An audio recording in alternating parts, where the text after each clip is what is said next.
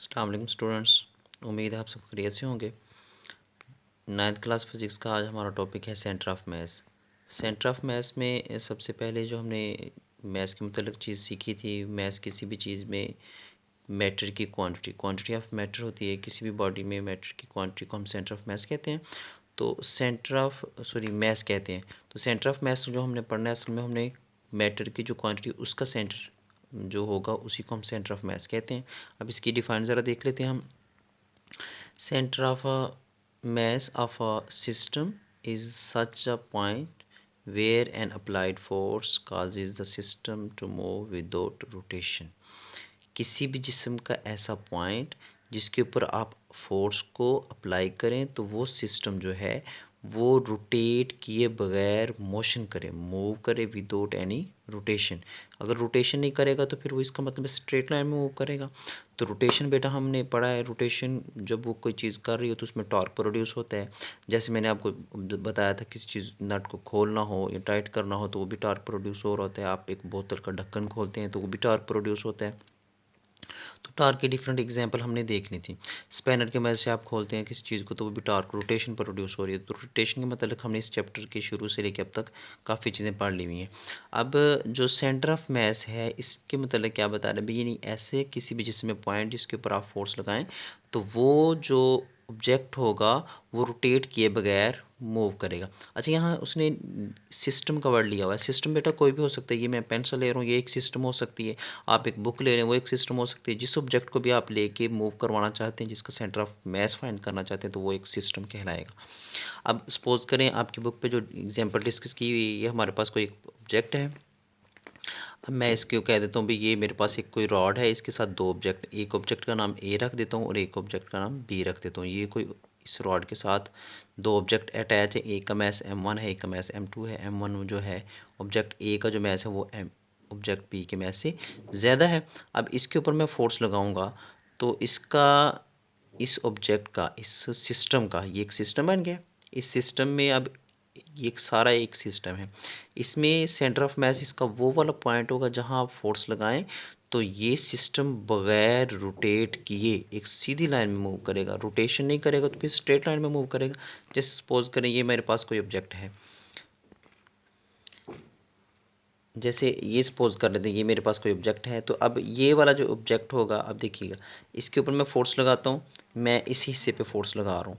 मैं इस ऑब्जेक्ट के इसी हिस्से पे फोर्स अगर लगाऊँ तो ये वाला जो पॉइंट है जिसके ऊपर मैं फोर्स लगाऊंगा तो देखें ये आगे भी आ रहा है और टर्न भी कर रहा है। यहाँ से अगर फिर से देखें, अगर मैं यहाँ से इसको इस तरफ को फोर्स लगाऊं, अब देखिए फोर्स मैं आगे की तरफ लगा रहा हूँ तो ये ऑब्जेक्ट जो है वो टर्न भी हो रहा है, रोटेट भी हो रहा है और आगे की तरफ भी जा रहा है। तो ये वाला इसका मतलब है सेंटर ऑफ मैस नहीं, क्योंकि इस पे फोर्स लगाएंगे, इस पॉइंट पे, इस सिस्टम के इस पॉइंट पे फोर्स लगा रहे हैं तो ये तो सिस्टम रोटेट हो रहा है।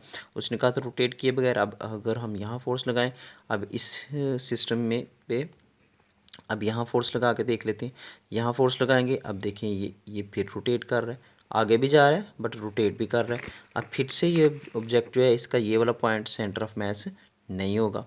अब इस सिस्टम में एक ऐसा पॉइंट होगा जिसके ऊपर आप फोर्स लगाएंगे तो वो सिस्टम, ये सिस्टम जो है ये रोटेट किए बगैर एक स्ट्रेट लाइन में मूव करेगा। अब देखिए मैंने ये इस हिस्से पे मैं फोर्स लगाता हूँ, इसके इसी हिस्से पे फोर्स लगा रहा हूँ।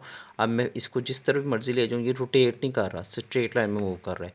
तो इसकी ये पॉइंट जिसके ऊपर फोर्स लग रही है, इसका ये वाला पॉइंट सेंटर ऑफ मैस है। ऐसा पॉइंट किसी भी सिस्टम में, किसी भी ऑब्जेक्ट में, बुक ले लें, कोई ऑब्जेक्ट ले लें, जैसे आपकी बुक पे दिया हुआ एक रॉड है, उसके साथ दो ऑब्जेक्ट बंधे हुए हैं। तो अब देखिए इस रॉड के ऊपर, अगर मैं इस रॉड के ऊपर इस हिस्से पे फोर्स लगाऊं, यानी इस हिस्से पे, यानी मैं इस, ये जो ऑब्जेक्ट ज़्यादा है इसका मैस, इसी से इसके यहाँ फोर्स लगाऊंगा तो ये ऑब्जेक्ट इस तरह को बेंड होना शुरू हो जाएगा। अगर इस हिस्से पे फोर्स लगाऊंगा तो उस तरह को बेंड होगा। तो ये इसका सेंटर ऑफ मैस नहीं होगा। इसका सेंटर ऑफ मैस वो होगा जहाँ आप फोर्स लगाएं तो वो ऑब्जेक्ट जो है वो स्ट्रेट लाइन में मूव करना शुरू कर दे, एक स्ट्रेट लाइन में रोटेशन किए बगैर। तो वो उसका पॉइंट जो है सपोज कर लें वो है, इसको हम सेंटर ऑफ मैस भी कह सकते हैं, ये पॉइंट ओ जो है।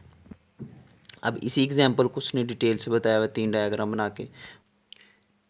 ये जो 3 डिफरेंट एग्जांपल दिए आपकी बुक पे, वो उसी को डिस्कस कर लेते हैं। भाई यही आपके पास कोई सिस्टम है जिसके पास आपने एक रॉड के साथ 2 ऑब्जेक्ट अटैच कर दिए हैं जिनका डिफरेंट मास है, एक हैवी और एक लो है।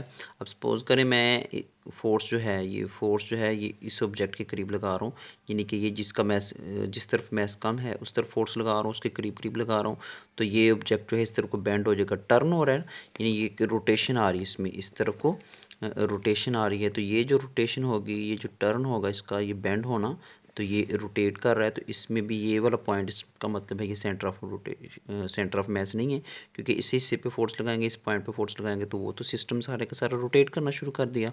अब इस पॉइंट के बजाय अगर आप जो हैवी मास था उसके करीब अगर आपने फोर्स लगा दिए, जिसका नाम आपने ऑब्जेक्ट ए रखा था और ये ऑब्जेक्ट बी था, अब आप अपनी फोर्स को इसके करीब, बिल्कुल इसके करीब लगाएंगे, तो ये ऑब्जेक्ट जो है, ये अब यही सिस्टम अब इस तरफ को बेंड होना शुरू हो जाएगा, यानी ये यहाँ से इस तरफ को जाना शुरू हो जाएगा। अब ये फिर से रोटेट कर रहा है, तो ये जो रोटेशन हो रही है, ये भी ये पॉइंट शो कर रही है कि ये सेंटर ऑफ मास नहीं है। सेंटर ऑफ मास तो वो है जिसमें विदाउट रोटेशन, यानी कि वो ऑब्जेक्ट मूव करेगा विदाउट रोटेशन, तो वो सेंटर ऑफ मास कहलाएगा। अब इस पॉइंट के बजाय थोड़ा सा इसको थोड़ा सा आगे ले जाएं, ज़्यादा नहीं, ज़रूरी नहीं कि सेंटर ऑफ मास उस ऑब्जेक्ट के सेंटर में ही आए, ये बिल्कुल भी ज़रूरी नहीं है। वो सेंटर ऑफ मास वो वाला पॉइंट होगा जिस पे आप फोर्स लगाएंगे।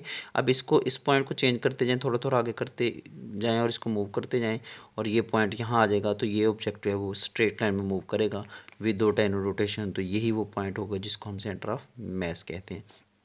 स्टूडेंट्स, आपने ये अच्छी तरह से देख लिया सेंटर ऑफ मास क्या होता है, इसकी डेफिनेशन और डायग्राम के ज़रिए आपने अच्छी तरह से इसको डिटेल से डिफ़ाइन करनी है। आपकी बुक में भी सेम ऐसे ही दी हुई है।